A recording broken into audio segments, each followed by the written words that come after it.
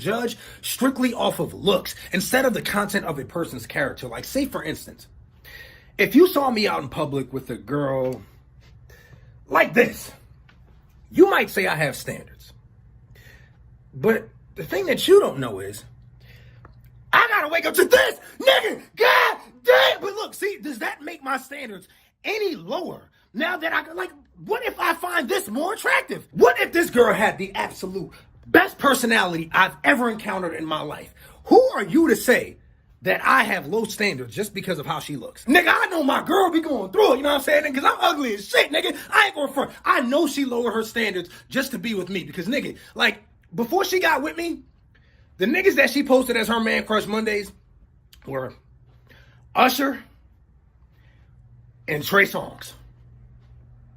And then she settled for this. Nigga, you know damn well she lowered her standards for me. Nigga, I'm ugly as a motherfucker. Nah, but in all seriousness though, this is the reason why a lot of content creators don't post their significant others, because they're going to be judged just like I'm Dante and his wife. We're not going to find the same things attractive. You know what I'm saying? Like, say for instance with me, I'm attracted to an ass like this. And I'm no less attracted to it knowing that this is a stomach. If anything, it makes me more attracted to it. You know why? Because I like big women. Who are you to tell me that I have low standards because I like fat bitches? That's why there's so many closet BBW lovers, just because niggas are scared to be judged by society for their love for big women. Look, what I want y'all to take from this video is to embrace your own standards. Don't let anyone else's opinion alter your personal standards.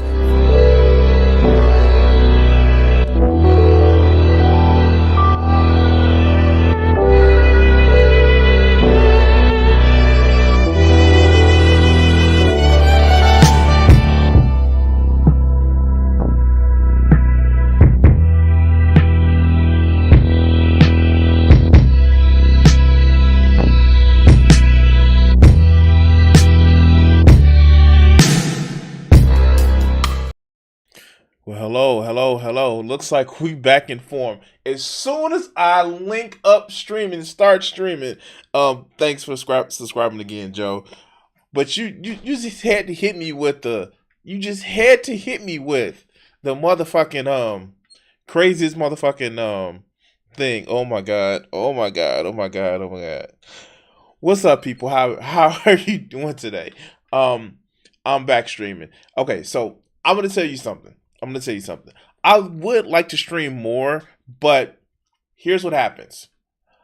I work 8 hours a motherfucking day. And with working 8 hours a day, I look at 2 motherfucking screens. Okay. I look at 4 screens and sometimes 5 because my workstation is like right off to the right of me. And when I'm working throughout the day, I'm not watching YouTube videos. You're watching YouTube videos. But my eyes are really motherfucking tired. But today I got off early. And right after I got me some lunch, I had a meeting that was working to actually improve my streaming and my art business. I fell the fuck to sleep. Yes, I took me a goddamn nap.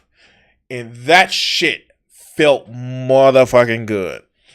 And so that's why you have me streaming tonight, because I was fucking tired, dealing with seasonal kind of emotional issues because it's fucking cold and it gets dark at like 12 noon. So yeah, I haven't been on the stream. And then we get started. And we get some shit where I can rely on Joe sending a motherfucking link to make sure that I laugh my ass off. So, first of all, I want to say happy birthday, Joe. You're what, like 63, 64 going on, having the maturity of a 15-year-old. I can respect that because I too want to grow up to be a dirty old man. And it's my life goal. It's something I've always wanted to be. He's 67, goddamn, and still has more of a sense of humor than a lot of other motherfuckers I know. And yeah, yeah, shit. So let's see the link that we got. And I just want to say, like, here, the first thing is this. This is fucking unbelievable because, all right. So, motherfuckers are on a come up with some equality. I'm not saying all, but with some equality. When you get a motherfucking travel ad made about you, I can't even be mad. What I'm mad about is this blue fucking ice cream. But yo, shit. And the fact that this shit looks like they're lying. Nobody has enough money to take trips to Europe if they're an American. All right, I'm close the ad. YouTube penis enlargement grifter suffers a bloody death in Thailand. I guess he had some stiff resistance to life.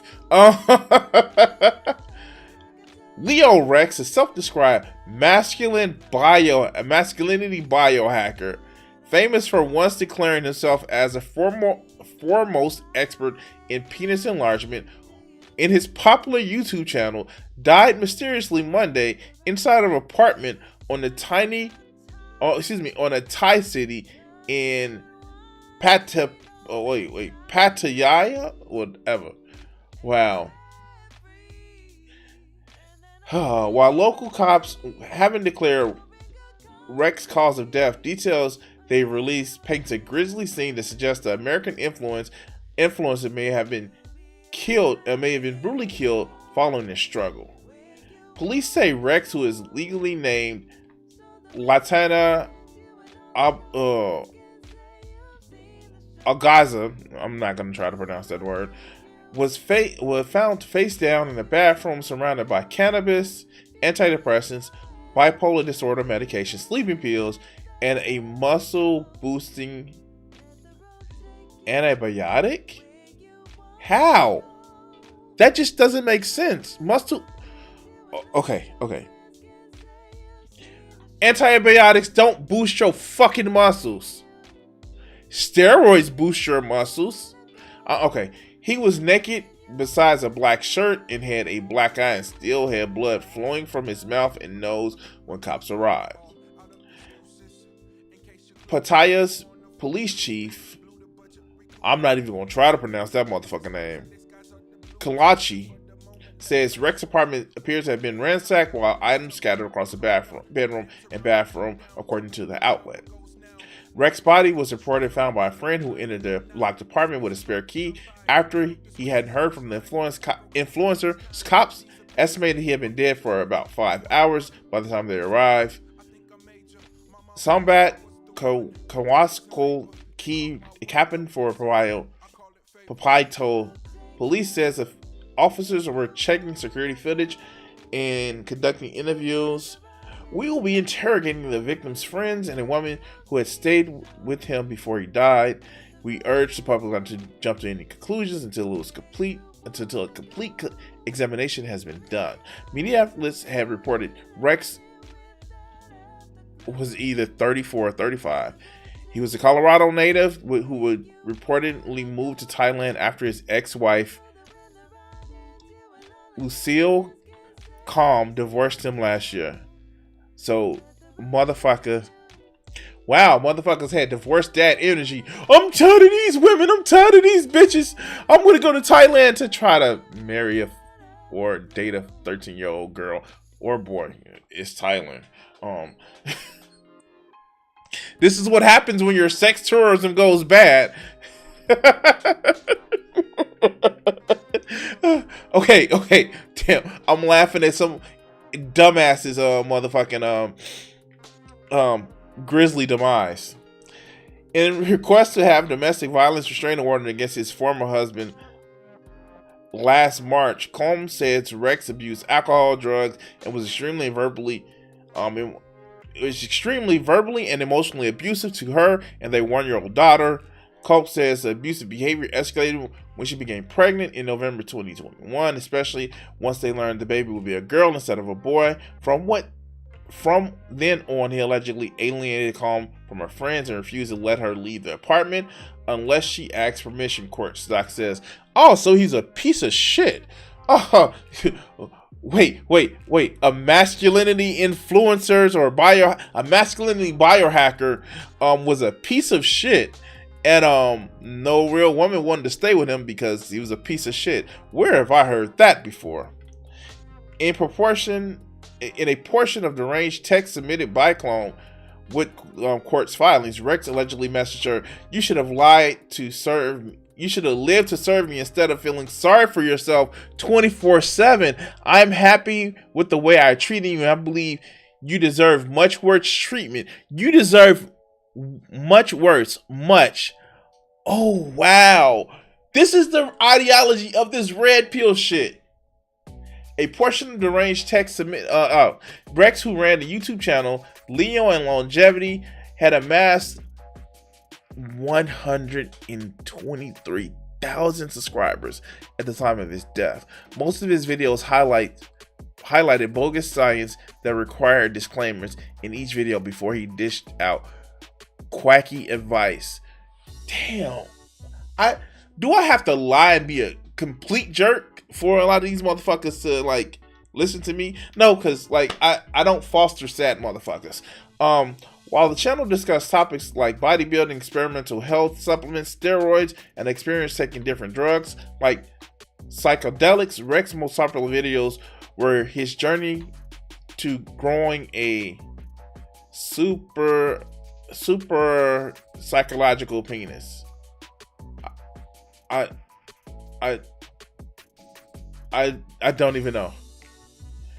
As bizarre as it sounds, the channel's most viewed video was how to build a better penis, and nearly 500,000 views in it. Rex told his followers he said successfully grown his manhood 2 inches in a system of pumping and weights. Many of Rex's videos were rife with misogyny, seemingly preying on his sexually insecure man, of course. He grew his dick 2 inches. That gave him a total count of 4. See, this is why I say this red pill shit is fucking dangerous. It is so unbelievably crazy. Okay. YouTube John Bravo. Haha, get it, Johnny Bravo.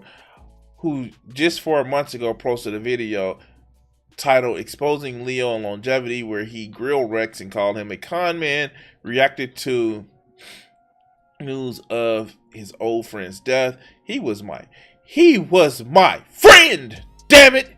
We had falling out, but even when I had a falling out with someone, they're still my friend. I'm just really shocked, so I don't see knowing. I'm really shocked, so I don't know how to portray how I feel right now. You don't wish this on your deepest enemy. Wow. Bravo said he asked a mutual friend to check on Rex just hours before he received word Rex was dead. The YouTuber said he doesn't know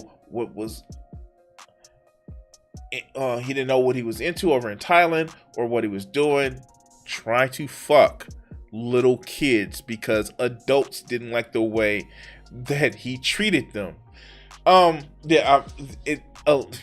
This is insert here, like in my commentary. I'm not saying he was fucking little kids. Rex family members and Calm did not respond to calls from the Daily Beast on Tuesday. Pattaya police said that they were not listening the cause of death until an autopsy was complete. The U.S. Embassy, wait, what the fuck happened? The U.S. Embassy and Ajayo's family members have been notified, the Daily Mail reported. And wait, there's more. Okay. Okay. I know that. Here. So many people judge strictly. But yeah, no, that is something. That is something. Oh wow. Oh shit. That is a way to kind of bring up shit. I, mm, damn. All these people that want to do sex tourism, that like, yeah, that happened. I talked to somebody in my day job, where he actually did say, he moved to Thailand. He felt like a king with only $20. Dude, like, I don't get these people that like sex tourism traffic, because it's loser behavior. Like, I mean, like, granted, you have to have some sort of nest egg to actually um be able to afford the trip. But once you get over there, you're treated like a king with $100 or $20 or $50. That just lets me know that you well, you can't make it where you have to compete. And I said this in a recent video to a motherfucking um a red pill guy. I Dude, you don't want to try. And when motherfuckers try, they well, end up a stiff in Thailand. I just, I don't know. I don't know.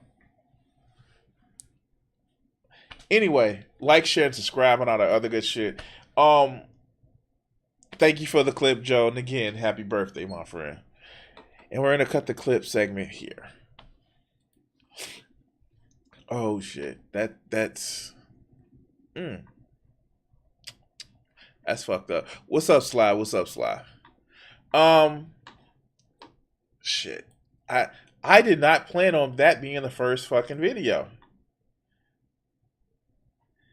Yeah, no, that's and I'm actually feeling good because I took a motherfucking nap. So, um, wow, that was I like that. Check it out, man. I'm but how much?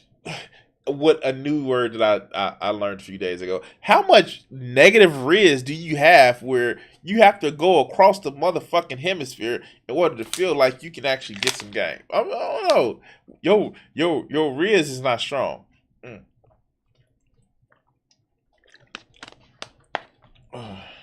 Anyway.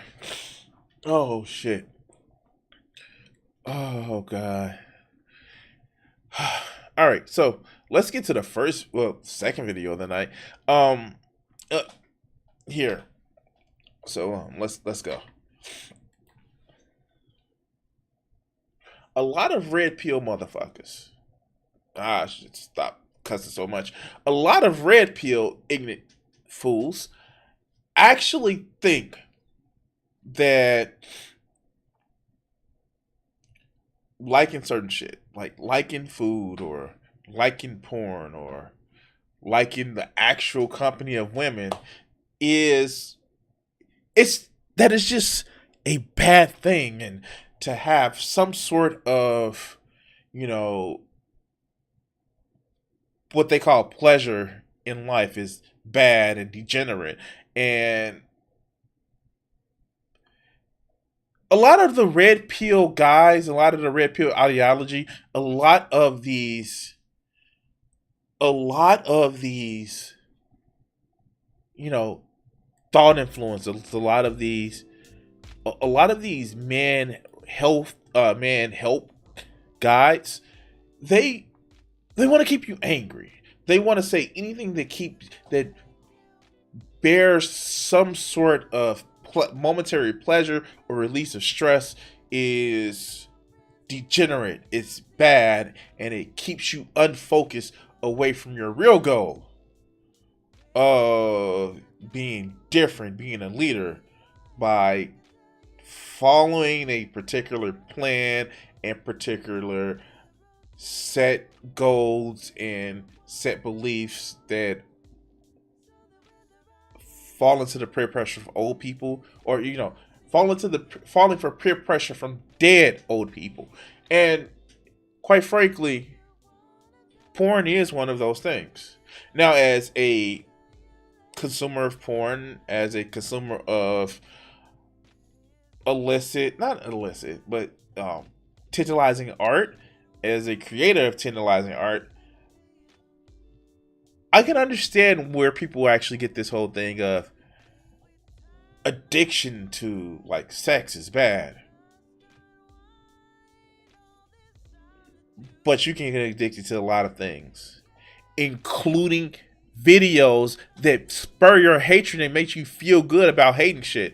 But that's here nor there. I want to respond to this video right here that we have where it says neurological science. This can turn into an addiction if you don't stop. Welcome to the human race, dog.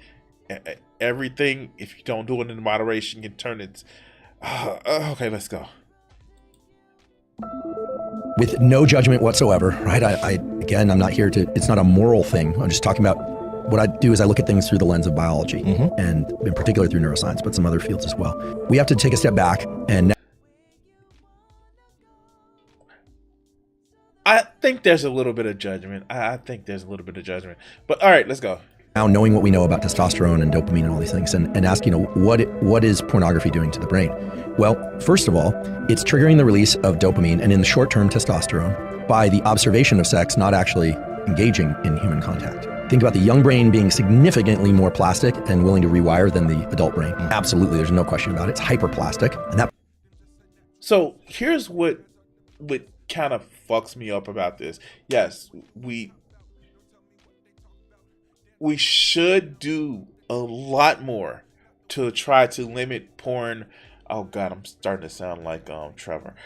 We should do a lot more to limit porn consumption from like kids, but when I was 14, way back in 1996, if I wanted to see a titty, I can see a titty.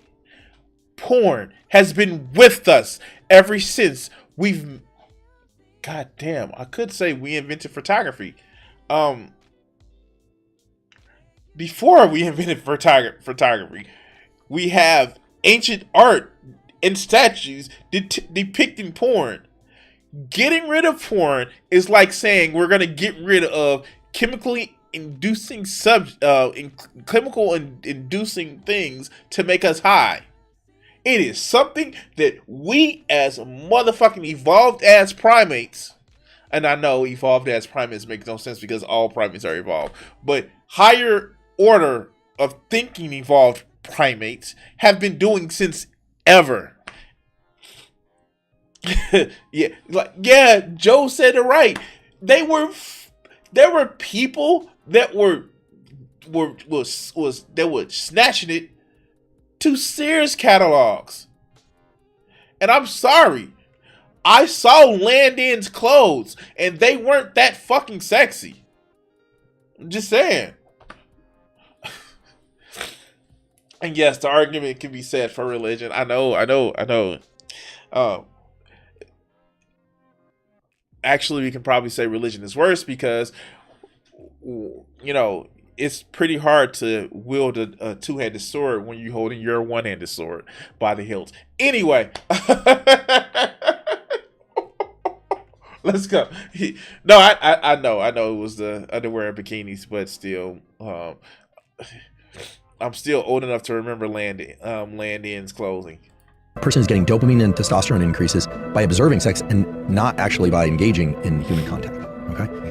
So that's concerning, right? It should come as no surprise that a lot of these people have trouble with romantic interactions when they do happen, right? Because their brain isn't conditioned to respond to those, right? Also, dopamine seeking is what triggers the increase in testosterone. But as we just talked about it with...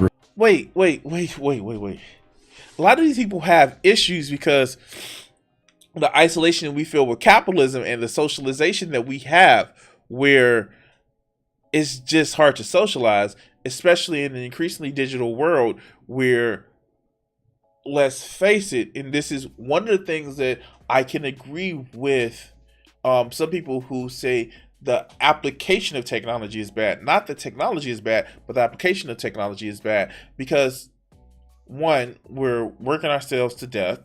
We are spending more time with screens, and we don't have those social places as we used to, especially after 2 years of a fucking pandemic that we're still that's become from, instead of being a pandemic, it becomes endemic, but it's still causing massive amount of loss and sickness.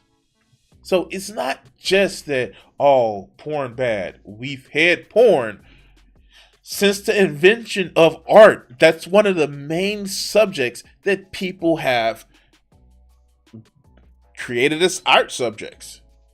So it's not porn. It's something else. The fact that we're working and our communities have actually deteriorated, and no, not in the fathers are not in the home, but in the sense, our sense of community is on life support. But you just want to say, oh, it's porn. You want to give an easy motherfucking answer. It's not just easy answers. It's the way we structure our society. But let's continue. Repeated dopamine seeking or triggering of dopamine release, it starts getting diminished. So pretty soon that behavior is not causing the release of testosterone. Now people are just doing it compulsively to try and get some little droplet of dopamine out of their brain. I personally, you know what causes dopamine increases too? Fucking human touch. Like, I'm not gonna lie and not say that me spending time with my friend hasn't like caused me not to miss streams, but like human touch does. Or even gaming with someone. This chase of dopamine doesn't just happen with porn. It doesn't just happen with... It happens with eating a good meal. It happens with working out. God damn, you can get a dopamine rush from doing a good workout. So why just blame it on porn? All right, let's go. I think that porn and the availability of porn is a real detriment to the developing brain, especially to the developing brain. Yeah. Now, it sounds like you rescued the behavior. Like, what? Like, this, it sounds all like, oh my God.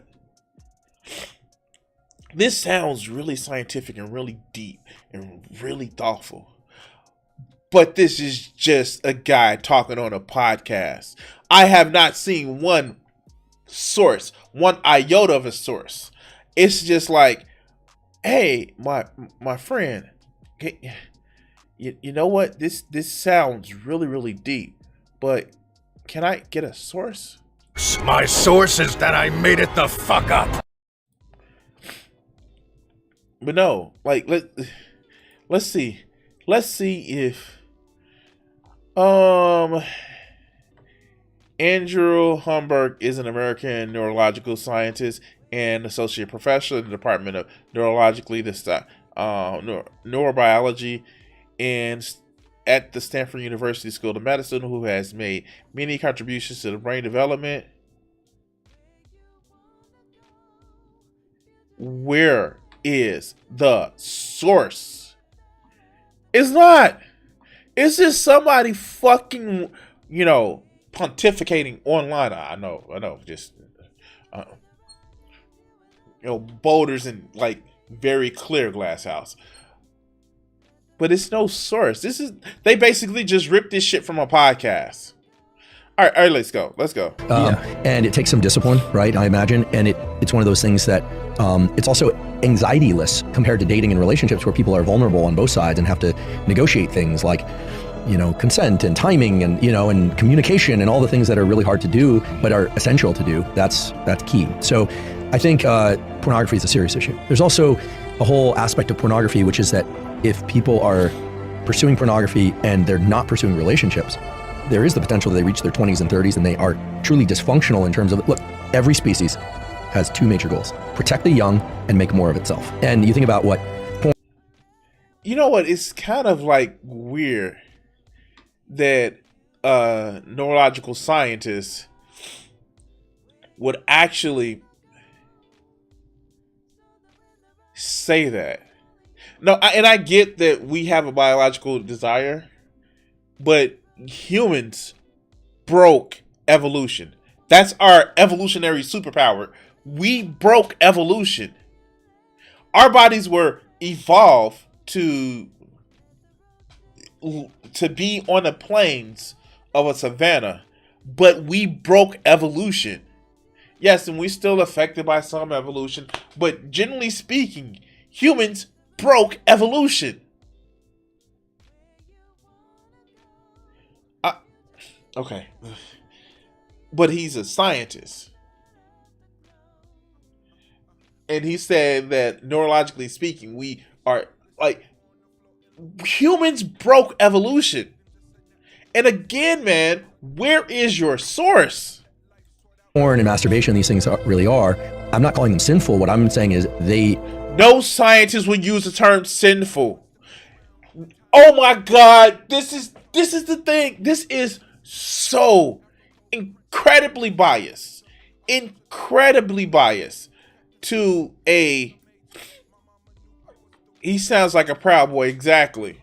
This is incredibly biased. Why would you use that? Just by his dialect alone, it would be, I'm not saying it's detrimental, I'm not saying it's not helpful. Use those terms. This is dripping with intent. This is dripping with the narrative. And the fact is, if you're a neurological scientist, you would actually understand the health benefits of masturbation. Now, what a lot of neuroscientists actually say is that it should not be just porn. A lot of neurological and sexualists, or whatever the fuck, psychological or people that deals with the psychology of sex say you should actually learn how to masturbate without looking at porn. But we have Mr. Scientist that says it's a sin. Sure. Let's go. are potentially addictive, especially with the availability of pornography. It would be different maybe using your imagination versus seeing images, or like, you know, is there a difference, if you know any of this, is there a difference between video versus, you know, old school way of like having magazines and things like that? Well, it's because it's like more fantasy, and maybe, I don't know, maybe you thinking. See, this is a podcast. This is not some grand, great, known wizard of intellectual stalwartism. This is a podcast. But it through about this thing is different than you just watching, or even remembering past experiences. Yeah, so we can speculate there a bit. You know, a picture is worth 1,000 words and a movie is worth 1 billion pictures. I think it's fair to say that whatever problems exist in society today almost certainly existed 100 years ago, but in a different form. Okay, we always think, oh, you know, stress was only there for the saber-toothed tiger, and now there are no tigers, and we got this thing that's really unfortunate called stress. Look, let's imagine this was 100 years ago. Spouses still cheated, people still died, you had, you know, physical challenges. There was a question of how, you know, all that stuff is there was a question of what? There's a question of what? See, and this is what I'm talking about. This is just stupid pseudoscience. That's all this is. This is stupid pseudoscience of someone actually putting out their opinion and trying to cloud in the science. baked into us at a deep level, right? None of those circuits have changed. It's just the circumstances that trigger them change. So I think that 100 years ago, it wasn't cell phones, it might, but you can bet that there were forms of pornography. I think that really what's healthy in this domain has never really been defined. This is one of the challenges. We know what an eating disorder is, but what's healthy eating, right? Where do you draw the line? I think given this general theme that relationships are healthy, friendships are healthy, romantic relationships are healthy, and anything that inhibits the pursuit and functioning of healthy relationships is where you have to start saying, wait a second, is this behavior getting in the way? Are you gonna talk about capitalism and individualism? Are you gonna talk about that? No, it's porn because you have because reasons. And you know what? It's fun fact, Joe. My favorite part of the Bible is not there. It's Ezekiel 23, 25, I believe. And she lusted after her lovers, who had the size of a horse and the emissions of those of a donkey. Okay, let's go. So we just have to be careful anytime we are overwhelmed with powerful images of increasing intensity That's where you start getting into the dopamine depletion. That's where you start getting into the hormone depletion. So it's just about porn. We're talking about here. So this is also true of violence. A lot of people, they're like excited about watching zombie apocalypse violence, plus all of that violent sex and everything getting poured into the same film. Well, they made horror movies, 50 years ago. They were a little bit different. The question is, how strong were we driving the system? And if anyone out there is feeling underwhelmed and kind of like life is no good, etc., chances are your dopamine system has been pushed too hard. I'll give you one quick anecdote of a friend. He's got a kid. Wait. Newsflash. Maybe life is hard. I know, fucking weird, right? I mean, like, when you can't afford a 2-bedroom home in 90% of the counties across the USA. Oh no, it's just your perspective how your dopamine levels to been destroyed. It's not that we haven't kept wages with inflations. It's not that. Oh, I'm sorry, one bedroom. Oh, you're right, Joe. 1 bedroom. You can't have a 1-bedroom apartment on the minimum wage across the country in 90% of the counties. Like, what? No, it's just your attitude. It's just your attitude.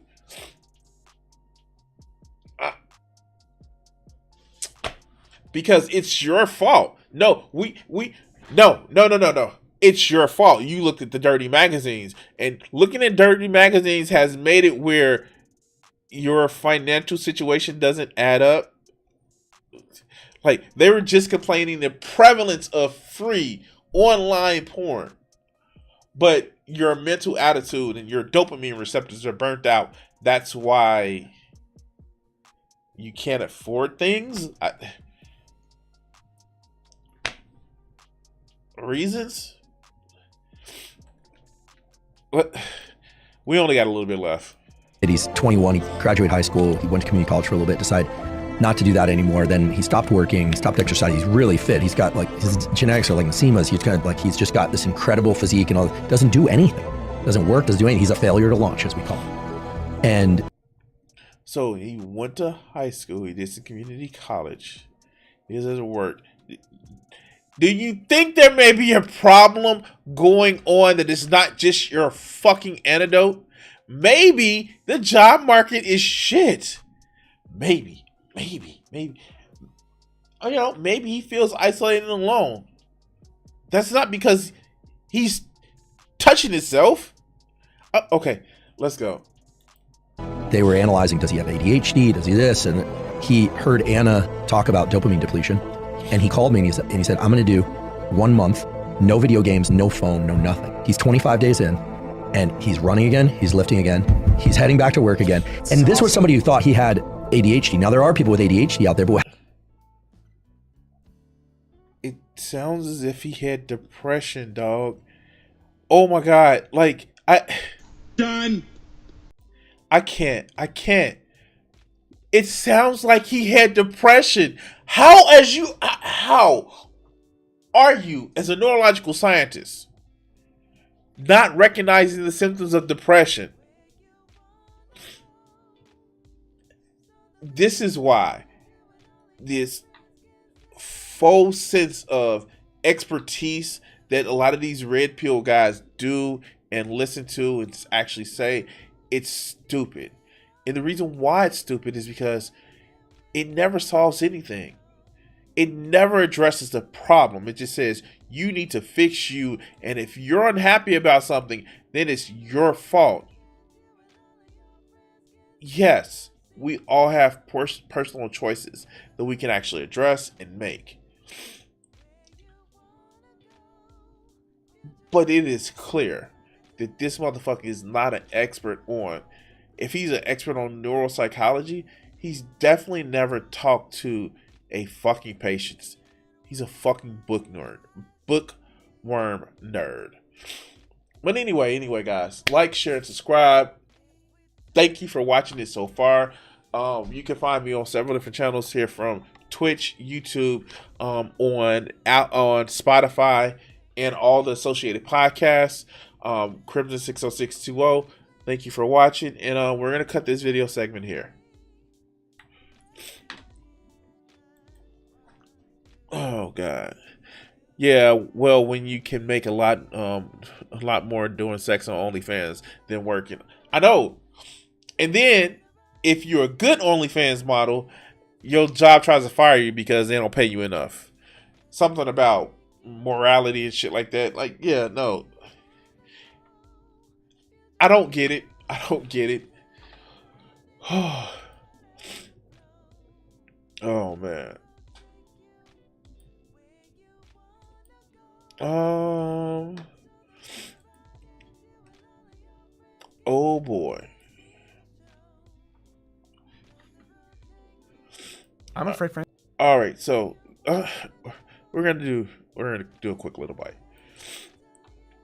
All right, so I know this is making the rounds, and I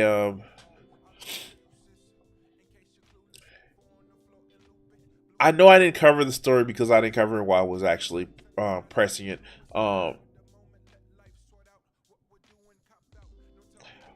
We have to talk about Steven Crowder. We have to talk about how the old adage of people that may not be completely straight like to oppress other people that are not completely straight themselves or are, not straight at all. We like to actually talk about this. And in a recent video, I pointed out to somebody who is the master of blue pill disaster that a lot of these guys who are hateful or always manly or super presenting his mask and manually that over, perform. They may not be as straight or may not be as masculine as they present. And here.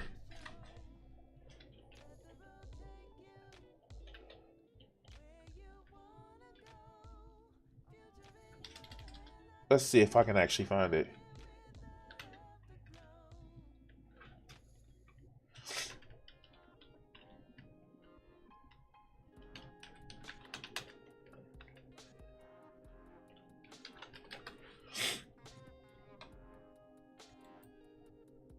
There are bits that you do for comedy. There are definitely bits that you do for comedy.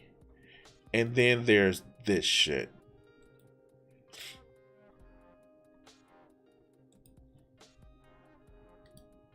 Here, let me just open this image in a different window.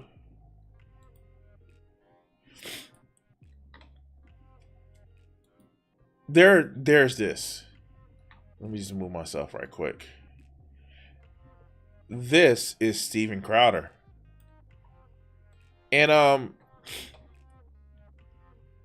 yeah, you're seeing it right. This is a few years back, and Steven Crowder, he himself, yes, and I'm saying he himself because that's what he identifies as. He himself likes to do this thing where he plays dress up as a woman to show that it's easy for, men to dress up as women. It's easy for the guys who are playing as if they want to dress up as women. And it's just a well-known thing that Steven Crowder has in the past, not just one as his, as a obviously racist joke, but here, let's just look at this one. This is another Steven Crowder picture, and oh boy,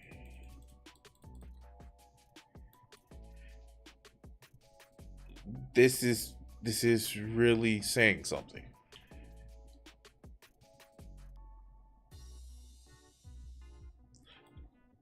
I personally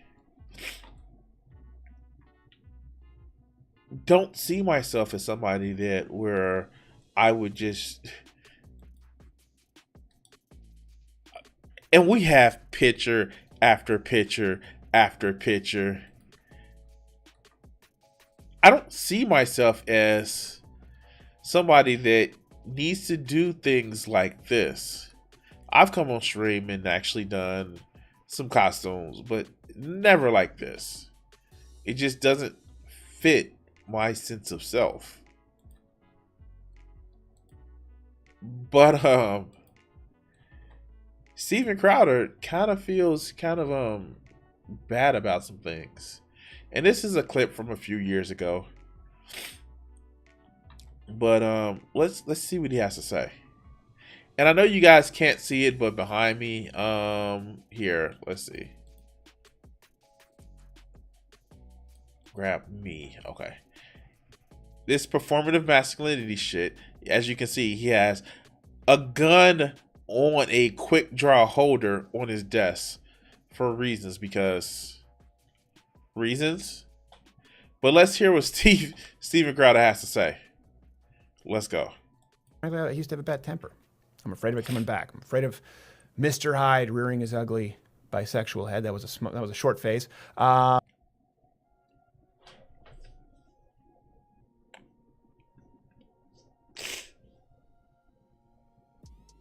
Okay. And I know this is going to break one of my cardinal rules. But here it goes.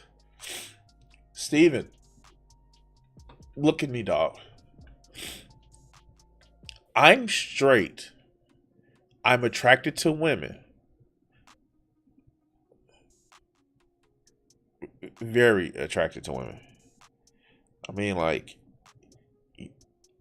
do you understand how good vagina tastes? I mean, feels. Yes, feels. And how you can lay with your head right next to vagina and breast and just cuddle it, and just snuggle your nose and face. I don't have a problem. But that's not temporary for me, dog. What I'm attracted to is not temporary to me. Now, I can choose not to act on. Well, I can choose not to act on sleeping with a woman, but I can't choose not to want to sleep with a woman. You get what I'm saying? Like, my desire for women isn't temporary. I can't turn it on and off. I'm not asexual, but I'm sexually attracted to a certain type of genitals. That's a thing. You can't. It's not temporary. You're born that way. And I get it. Like, people give bisexual erasure. Like, it's fucking stupid that people erase bisexuality or pansexuality. But it is a thing that's out there. It's okay, Steven. But this is even more telling, because here's the thing. If you think that makes you angry that you are attracted to men, maybe it wasn't a temporary thing. But let's go. No, I'm afraid. Afraid of getting angry. Afraid of being too emotional. Do you like to be angry when you are attracted to men? Oh, okay. All right, let's go. Afraid of being obsessive. Wait, Steven Crowder is afraid of being obsessive. Motherfucker, you're obsessively racist. All right, let's go. Fuck. I'm afraid of, and this is why you might have seen that there was a pause at U of M. I'm afraid of having children. I'm really afraid of having children. And he's afraid of Sam Cedar, but we're not gonna have that. I said I don't like kids. That's not true. I like kids. That's a smokescreen. I kind of don't like sticky kids. At some point in their life, all kids are like that. Oh God, he's an immature man-child. He's a fucking immature man-child. Oh my God, oh my God. I just, like, you know that somebody is just a hateful bigot, but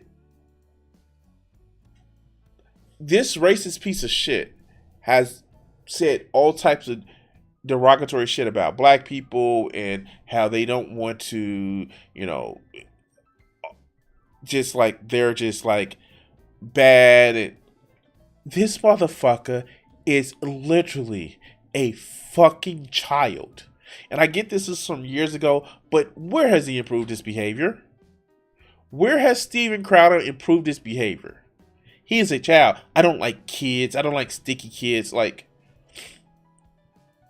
what do you expect when you stick your penis unprotected into a woman's vagina and she's fertile and you ejaculate in her? What do you expect? Okay, let's go.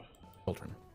I'm really afraid of having children and bringing them into that. It's always been something that bothers me. And because of that, something else I'm afraid of the fact that my fear of having children could cause irreparable damage with a wife who I know deserves them. Then go to fucking counseling. Go to counseling. Go to counseling. Oh my God, see somebody. You're rich enough to turn down a $50 million 4-year contract. Go to fucking counseling. I'm not saying I'm never going to have kids, by the way. I'm just saying it's a fear that I struggle with. And I know a lot of people struggle with these fears. And some of these are actually things that I feel as though I should have expressed a long time ago, because I constantly encounter these at live performances where people say, you know what, I really struggle with this and you help me with it. I'm going, you know what, I should just tell people. But your daddy probably won't let you, because there were little rumors around when he was working at Fox that says, no, he's gay. Like, there are rumors.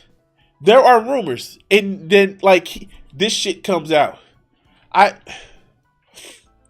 This is what I mean about a lot of these racist motherfuckers, or these insecure super mask motherfuckers, are just insecure little bitches. I'm not calling him a little bitch because he likes guys. No, you know, it takes a real man to have sex with a real man. But the fact is, he's fearful of the fact that he may seem less masculine because of what he likes. He's so upset that people will look at him weird. And now this shit, ever since this clip resurfaced, this shit has been scrubbed from the motherfucking internet.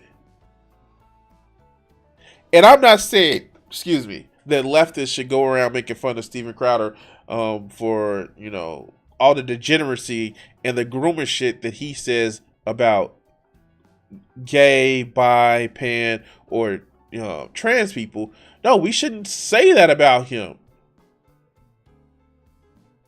unless we're using his own words against him. But anyway, we have brought to you the very old story of Steven Crowder actually saying how he truly feels about himself. Yeah, like, share, subscribe, and all the other good shit. And thank you for watching. Remember, you can find me on Spotify, Anchor Podcast, and all the other good shit. Thank you for watching, and we're gonna cut this video segment here. Oh God.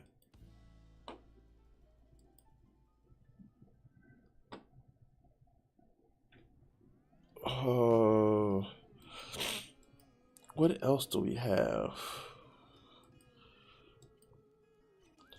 Hey guys, I'm gonna be right back. I need to go get me some water because I'm fucking thirsty. Hold on 1 second.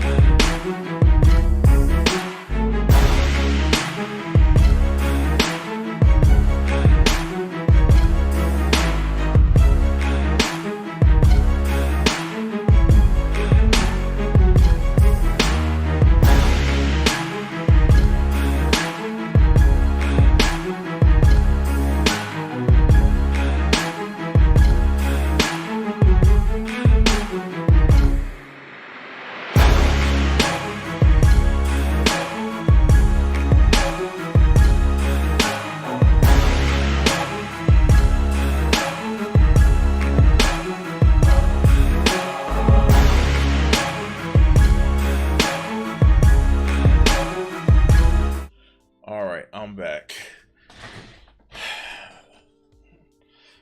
All right, so do I want to get in trouble more and get more hate views to my video, to my channel, or do I want to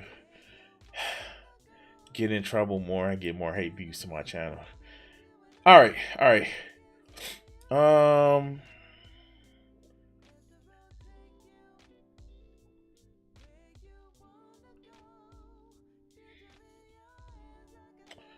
Yeah, let's go ahead and do that.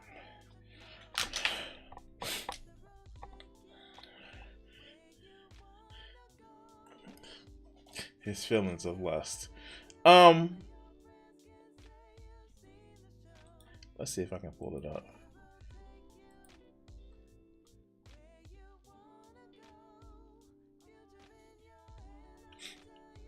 Okay. Let's go. So over the weekend, Sunday, I had some fun on the internet. I released the response to old Reese Poo, and I woke up on Twitter and chose violence. All right, so serious note. One of the things that actually happened over the weekend was that we saw the release of what happened with the execution in Memphis, where 5 cops beat a man to death. And it wasn't pretty. And we have a lot of work to do in this society. We just have a lot of work to do. And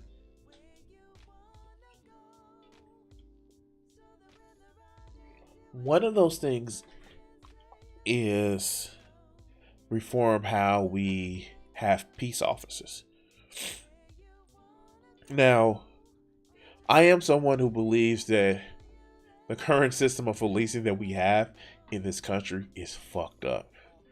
And not only is it fucked up, but we have to do a rewrite just of law enforcement and protecting people. And the video in Memphis, I want to be very, very clear. That is not the exception. That is a rule. That is a rule. And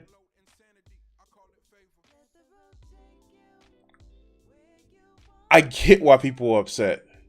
Hello, my skin affliction allows me to understand in a lot of detailed ways of why policing in America is so fucked up. But I also am somebody who is a motherfucking leftist. And I know that the people that have leftist views, we may be 5-10% of the population. And I mean, addressing police brutality, addressing the economic system in a way that the way that we offer prescriptions. Let's just check some studies. Number of people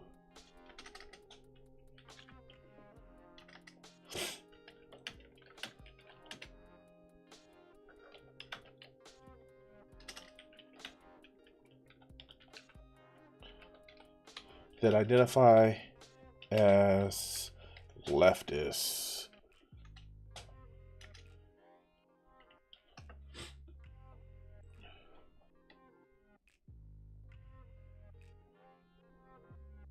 So,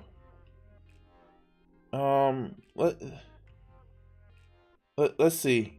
Do we have, what's the number of people that identify as leftists? Let's see if we can actually find it in Gallup. as far as 2020 goes,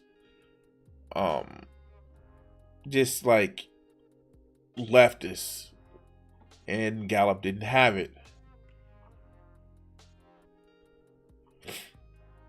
But a lot of people will want to consider themselves centrists.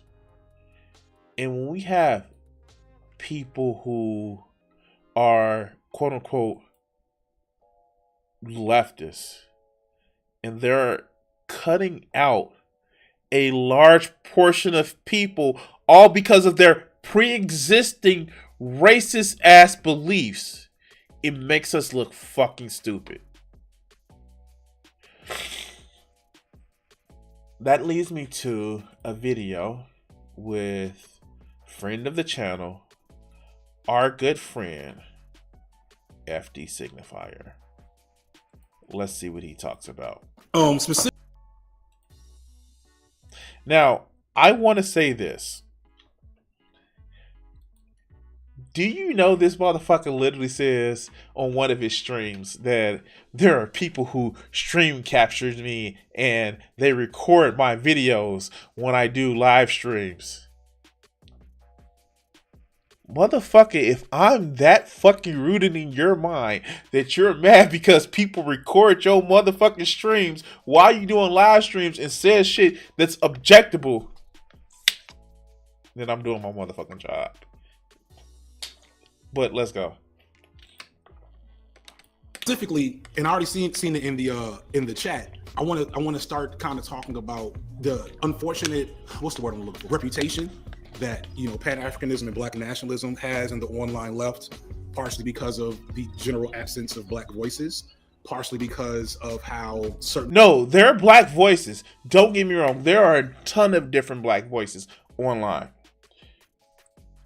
It's just that a lot of you fuckers seem to be part of that, oh, let's shit on white leftists, even though we need them to do the movement. You dumb fuck. I'm sorry. I'm giving away the game. But let's go. Images of Black political movements are more algorithmically viable and I want to say celebrated, infamous. I don't know what the word I want to use is, but you know what I'm talking about. Like there's certain images, certain figures, certain people that when it's time to talk about Black political identities and ideologies, certain figures want to promote Umar Johnson, Black Hammer, etc. These become the images of what Black radical politics have been on the left. Nobody says Umar is left. I'm sorry. Oh, nobody says Umar is left. Only a motherfucker like yourself would feel like Umar is left. You know why? Because you're falling into the trap of thinking just because somebody is a person of color, just because somebody is not straight, then they automatically have to be on the left. That's not how this works. Your identity does not dictate your political ideology.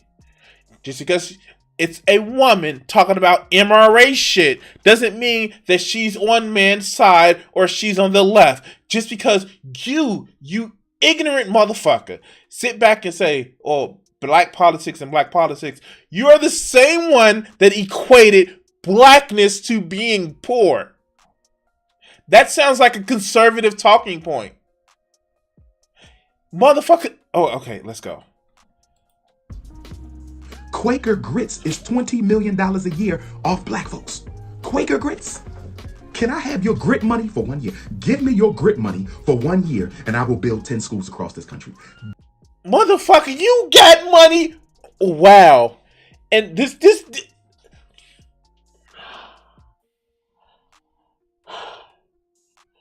Umar is a grifter. He's had $1 million. Just $1 million. And he's never been one to just be like, and we've watched Umar videos on this channel.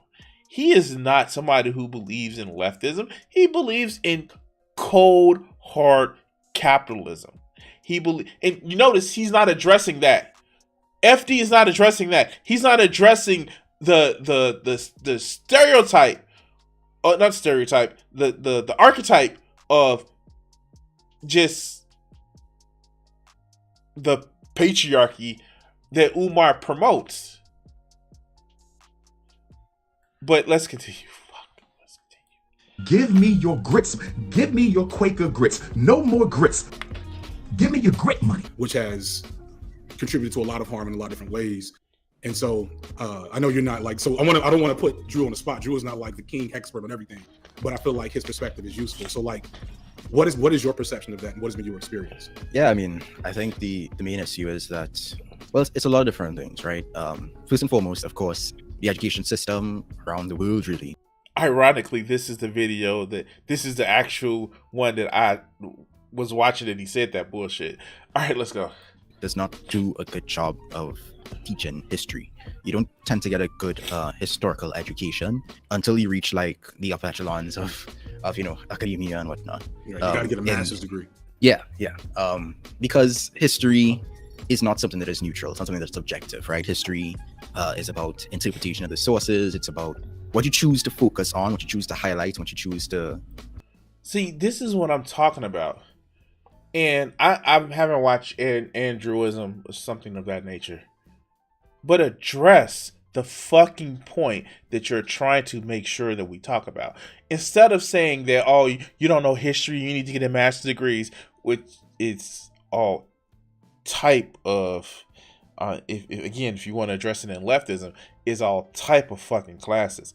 That's literally just like, and where is FD's videos of talking about these revolutionaries? No, he talks about theory, and some of the people that he promotes in the theory are not people who says, hey, let's all work together to actually address particular things.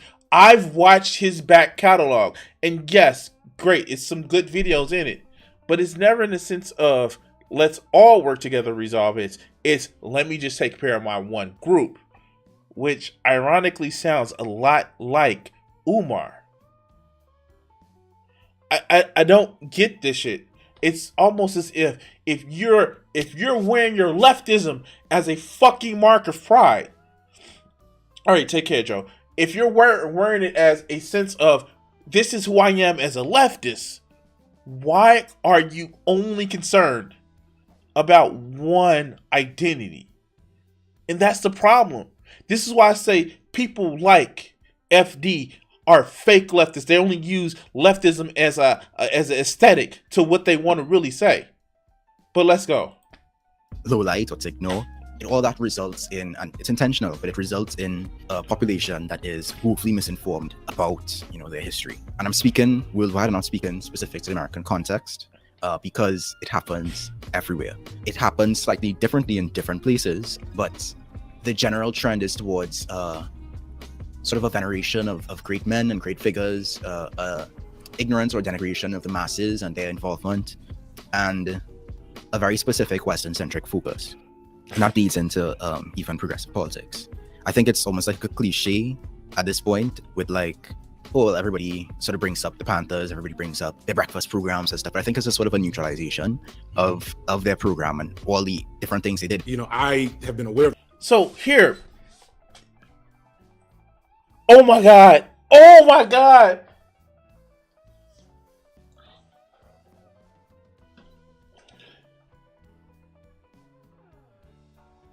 The fact is that you bring up the Black Panthers breakfast program in a derogatory light and say, well, yeah, they're just talking about this.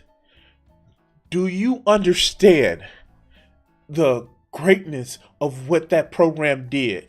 The fact that they took kids from all over the city of Chicago.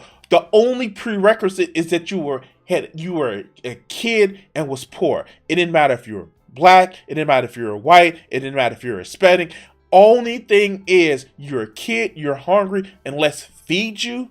And that led to the national motherfucking free breakfast program for kids. And you belittle it in such a small way. Lets me know that It's not about results. It's not about helping the largest amount of people. It's about, well, they're just using it as a signal to say that, oh, look, we're doing something.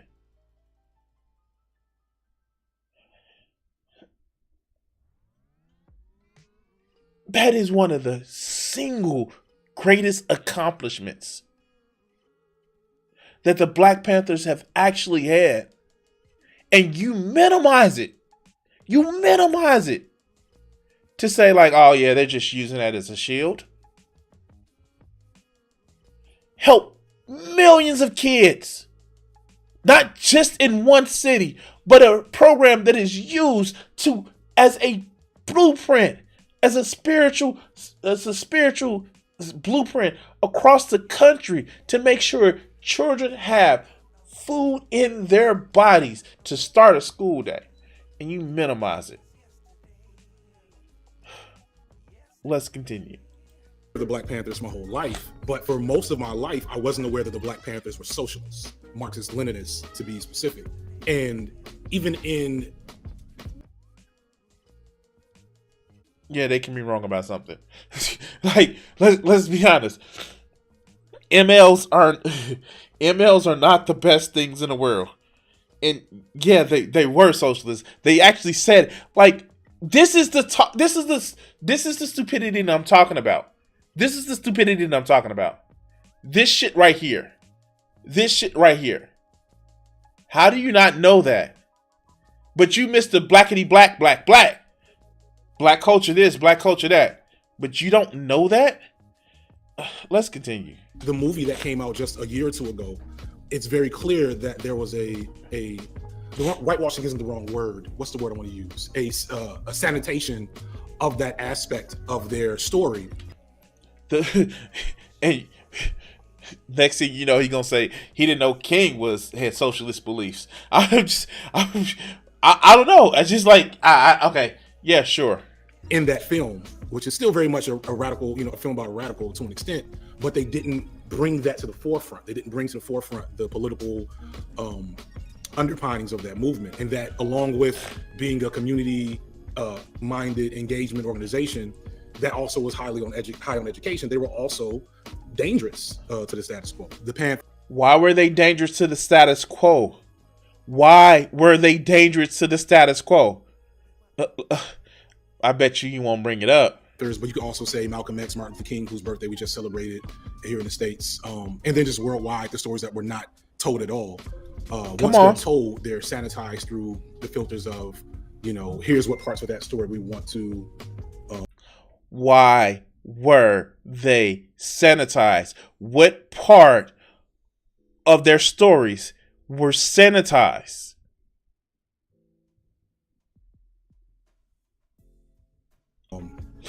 Enter into the mainstream, and here are the parts that we're going to leave out. And so I mentioned how there is multiple Black Panther movies, including the one just a couple of years ago, that really kind of subterfuge and leave out the aspect of socialism from who they were. The Marxist-Leninist underpinnings to their movement and the radical underpinnings to their movement, just kind of leaving the commodifiable fashion of radicalism, Yeah. And Othello says no Hollywood movie is ever going to tell the full story about us, which is very true. And you were kind of getting at the same thing. Yeah. It's really, history is his story, whose story or their story, by nature of telling us. So, this is the shit that I'm talking about. So, here, let's do this.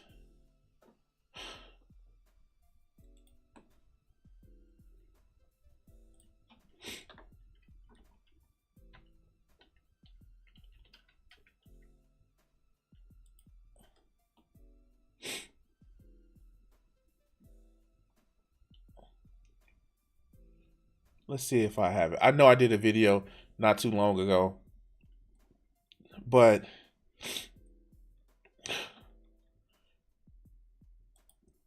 this is what really, really fucking sucks about people that don't want to address anything.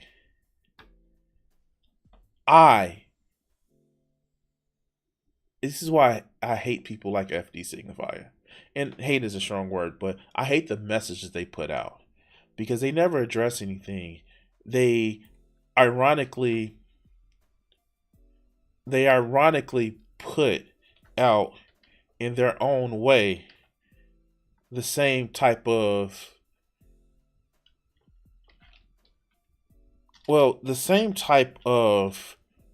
message of limiting or whitewashing history that they accuse others of. Martin Luther King, he in himself was somebody who just, one of the things that led to his untimely death was his speaking out against the Vietnam War. And I know that, like, he had a dream, and you know, it's in the one quote that all conservatives use. It's not about the color of somebody's skin, but the content of their character. No, King was a socialist. He believed in social justice. He believed in making sure that everyone had a right to livable wages, had a right to decent education for their kids. And somebody like King, he was a problem to the status quo. And hold on, let me see if I can actually find it. It's a long speech. Dear Dr. King. God damn it, I wish I could find it. As you know, you are on many mailing lists. Ego. One moment. The house shouldn't cost much more than $20,000. They would have to make our one car. Ego. You know, economists tell us that here. Your automobile should not cost This is a speech called Drum Major Instinct. And this is just some of the things that he spoke about. More than half of your annual income. So if you make an income of $5,000, your car shouldn't cost more than about $2,500. That's just good economics. And if it's a family of two and both members of the family make $10,000, they would have to make our one car. That would be good economics, although it's often inconvenient. But so often, haven't you seen people making $5,000 a year and driving a car that costs $6,000, and they wonder why their ends never meet? That's a fact. Now, the economists also say that your house shouldn't cost, if you're buying a house, it shouldn't cost more than twice your income. That's based on the economy and how you would make ends meet. So if you have an income of $5,000, it's kind of difficult in this society, but say it's a family with an income of $10,000, the house shouldn't cost much more than $20,000. Now, the context of that was talking about how people have to spend sometimes more than what they make. Sometimes it's about pride. Sometimes it's about just economic things. But King's message wasn't just, oh, we need racial justice and all we need is racial justice. King saw racial justice the same way he saw economic justice. You know what he saw? He just saw fucking justice. That's what King was a rebel rouser for. They mentioned Malcolm X. Early in his life, Malcolm X was very much a separatist. That's why him and King fell the fuck out. But later, towards the end of his life, he realized, maybe this separatist shit we don't have the numbers for. And I'm just so surprised that I don't know, like, you bring up the school lunch, the breakfast program. I haven't heard either one of these guys bring up Fred Hampton and his goal with the Rainbow Push Society. Or the Rainbow Push Coalition. I'm sorry. But let's go. a story, there are going to be things that you focus on and things you leave out, which is why it's important to have a diversity of voices, to a diversity of stories from a diversity of perspectives.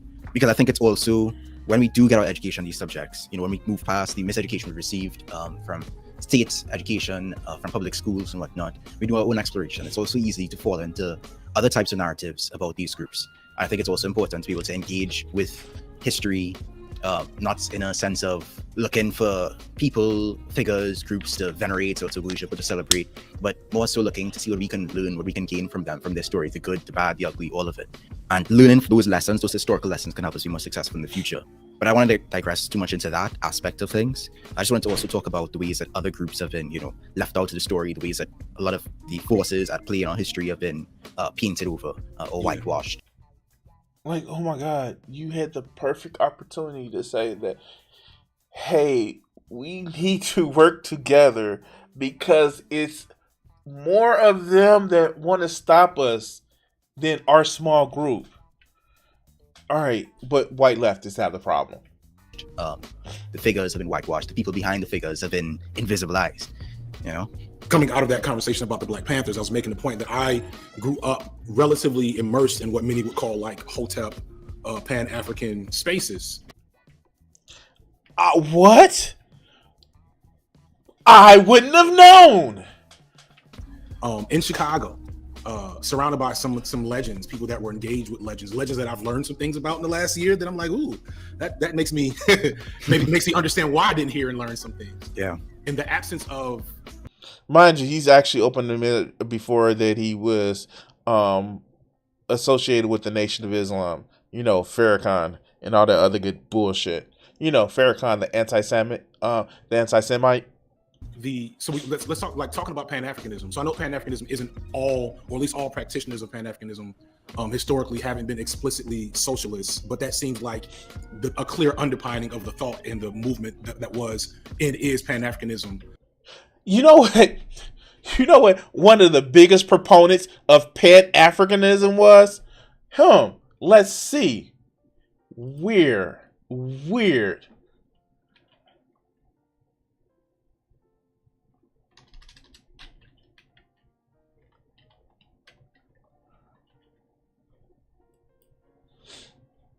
Marcus Garvey. I mean, like, if you want to actually address some things about people that pushes, Pan-Africanism, let's talk about Marcus Garvey and some of the shit that he actually did once he got into power, because it was about an aesthetic to him that he used to become effectively a fascist.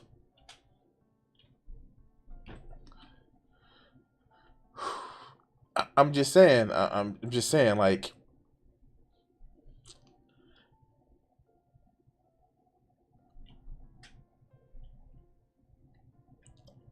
I don't know what else to say. Like, it's almost as if people who use a group as their aesthetic may have some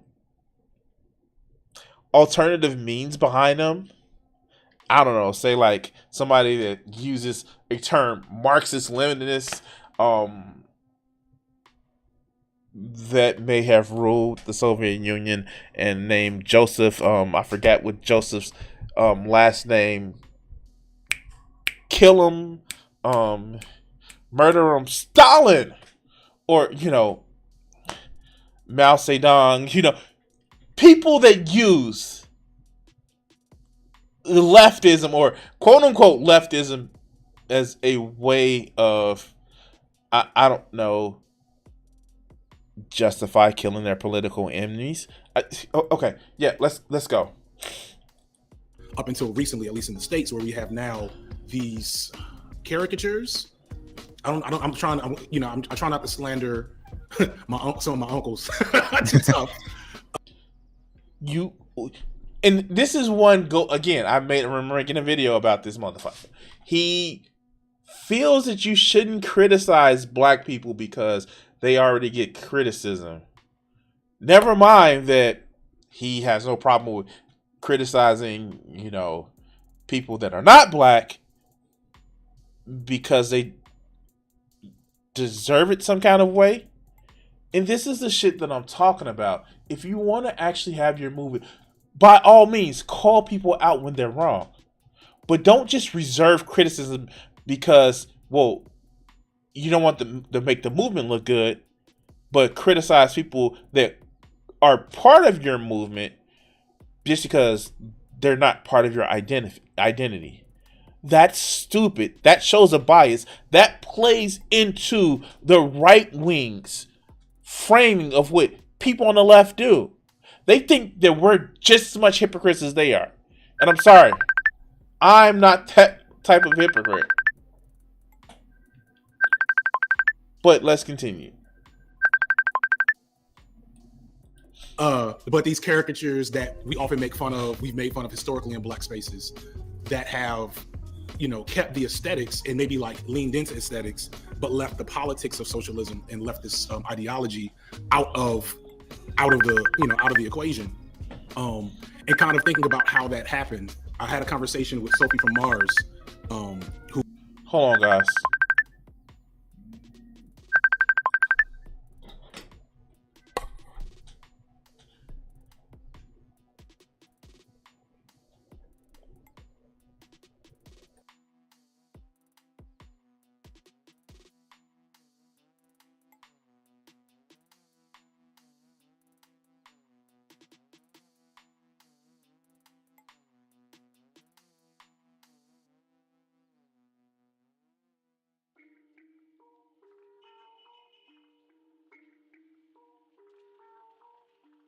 Sorry about that, guys. Let's go. She made a statement that, you know, the status quo or capitalism, or, you know, whoever we want to point to as the problem, will never destroy part of a radical movement that they can make fun of, that they can make into like a gesture or an effigy of what that movement was supposed to be. So you have, you know. So, and I know the easy dunk is talking with Sophie from Mars, and with the whole, you know, him defending DJ Mule and the circle that they run into. That's the easy layup. But don't be that caricature that they can actually offer up. I get it. Like it sucks to be seen as somebody that's put forth as somebody who the right can make fun of and capitalists can make fun of. But when you actively say, like, when you actively do shit like defend somebody who defends abusive relationships, you're literally being the caricature. When you say, hey, we're not going to talk about the bad people or bad behavior on our side, except for the people that already look like the target of people that we're against, it just makes you look small, weak, and it looks as if you're playing this as a team sport. But let's continue. The Umar Johnsons and other, you know, kind of cartoonish figures of Pan-Africanism. You have the image of the hippies as like weed smoking, you know, culturally appropriating Native American, indigenous images, and you don't like realize that the black, you know, radical movements and what we call hippie movements were like robbing banks and, you know, like doing real stuff, like kind of scary stuff to the status quo in the 70s. Yeah. But that part of the story has been like pulled out of the script. The point I was going to make about so here's the thing. If you feel there's a lack of education of it, if you feel that it's not being heard or it's not being talked about, you have a channel with 350,000 subscribers, you dumb fuck. But you'd rather make videos talking about manospheres, ha ha ha, laughing, or you rather do talks about how white leftists are bad because reasons. Let's continue. Pan-Africanism, and really about how it's been sort of bastardized. I think it's important in approaching it that we understand its roots. You know, we understand like how it developed, and that is that it developed out of diasporan experience, and then later on continental experience. because of course that sort of transatlantic slave trade occurred prior to the full colonization of Africa. You have figures like Marcus Garvey, who ended up touring through Central America into Panama and visiting and looking at our shared experiences and drawing from that. Garvey has his issues and his hiccups, but that's where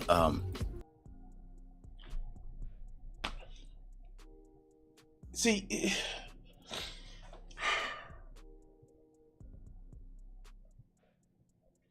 this is what I'm talking about. You venerize people like Marcus Garvey, but you don't talk about people like that actually promote a coming together of people. Like they mention, they mentioned the Black Panthers, but I haven't heard them mention Fred Hampton. I heard them mention people that are still alive that's promoting a overall coming together of people to make the situation better. These motherfuckers will never mention Dr. Cornel West in a light where he's talking about, hey, let's all work together to make a better place. Because they're concerned with their blackness. They're black, blickety black, black, black. And there's nothing wrong with that. I want to actually say that I'm black.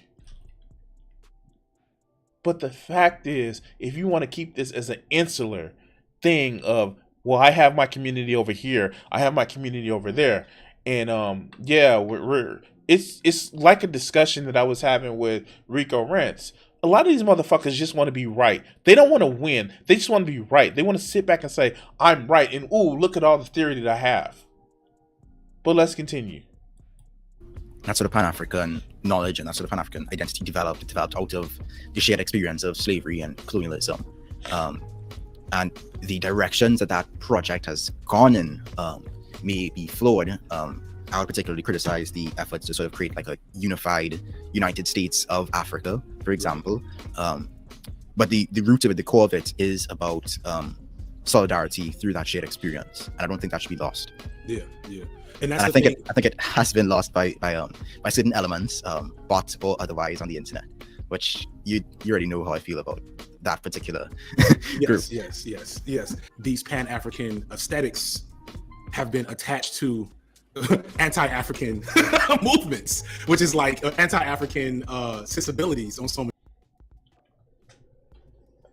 They don't get it. They don't understand. They don't understand that, no, it's not a Pan-African movement. It's just nationalism and tribalism that a lot of this stems from.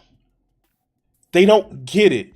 They don't fucking get it. Anytime you say that our group, we need to build up our group in order to take on the other group, that's fucking tribalism. Idiots like goddamn FD don't see that. But it's when it's us that decides it. When it's us that it's our group, no, our group is right, but every other group is wrong. You know what? I'm done with this. This is sickening because he can't see it. And this is what I'm talking about. You want to actually sit back and promote that, we need to move to this particular type of system. We need to get rid of these injustices. But you don't want to include other people that's going to actually help make sure that those injustices go away. Not just for the reason of saying that you're right, because it helps everybody. And even if you want to have a selfish reasons, I want more people on my side because I want to win.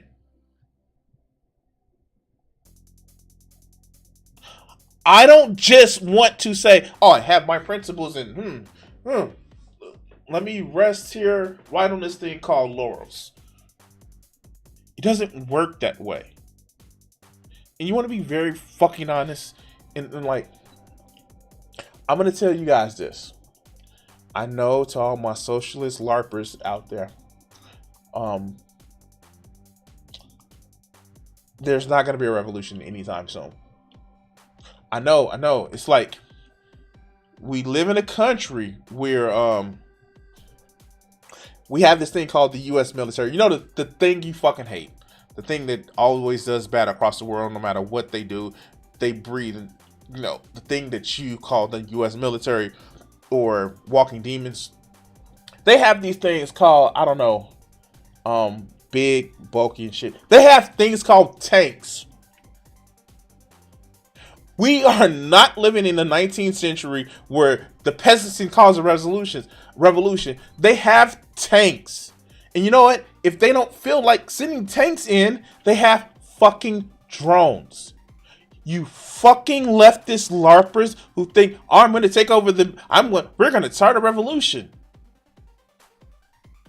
The material conditions, I know you've heard that word in Marx, have changed. I'm going to put it plainly. You know how you see those right-wing militias that say they're going to take over the government, and you laugh at them because, you know, they're stupid rednecks, and they drink beer in a forest, and they think they're hunting pigs or are the same thing as hunting people from the government, like literally hunting pigs. You know how you laugh at them? You're not doing any better being a keyboard fucking warrior. It takes more than just a handful of people to take over and change a system. See January 6th. This is my plea to everybody who wants to itemize the left. If you think that there are certain groups of people that aren't helpful, say, I like your opinion. Yes, and let's do this part of how far you want to go and work on my part. But stop with this bullshit of, oh, white leftists are only obsessed with hoteps. When you clearly said that you were around hoteps when you were younger.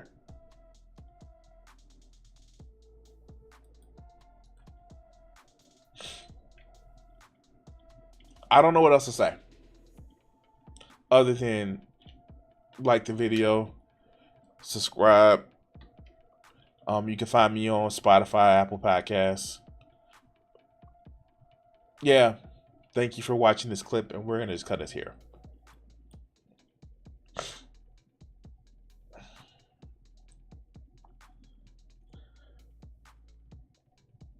People like this irritates the shit out of me. And I know it sucks because they're so close to realizing what the fuck, but it's like, no, I'm right. No, I'm always right. And yeah, no, they're not. But anyway, it's 10 o'clock, guys. It's kind of a short stream, and I'm gonna start streaming more. I will be on tomorrow because I have a backlist of videos that I have to get to. But yeah, thank you for watching, guys. Remember, touch titties, always with consent, and take us away, Richard. What do you think that these executives are afraid you're going to do to white America? Probably stop some racism. Stop racism? Yeah. I'm probably afraid of that because then people don't hate each other, and people start talking to each other, and then they start talking to each other, they find out who's the problem. Which is? Greedy people. Greedy. I have a couple things I want to ask you there. Do you really think that some of the guys that you dealt with at NBC, no names, right? Because there's lawsuits for that too, that some of these guys really want to promote racism actively, or is it a subconscious? I just think it's part of capitalism, is to promote racism, you know, right? In order to make things work. If you feel better because you're white and you can get a job, you use that. I mean, you know, I would. Absolutely. Say, I'm sorry, Jack, but shit, they say I'm white. I'm gonna use this. Right, absolutely. Get this job. I'm hungry, you know. But and that separates people. So they keep people separated, and that keeps them from thinking about the real problem. That's as simple as I see it. Probably is not that simple, but. Now, all right, you and I are about the same age, right? We're in our mid-30s. How long is it going to take before guys who think like you, and I say guys who think like me, people who don't want to have racism in the country, people who don't want to be oppressing any minority, whatever it is, sexual, whatever minority, really get into positions of power and can change things? You can't get in a position of power, it seems, if you think like that. It seems that the only time you get in a position of power is if you're like the people that are in power. To me, I mean, that's the way it goes. I mean, people that get to become executives become like the people that were already executives. I don't know, maybe... They go in with good intentions, but it eats them up. It's like a cesspool, you know, it just gets on you and it starts eating. The system levels them. Pretty soon it's all gone. Is that what a cesspool sounds like? Yes.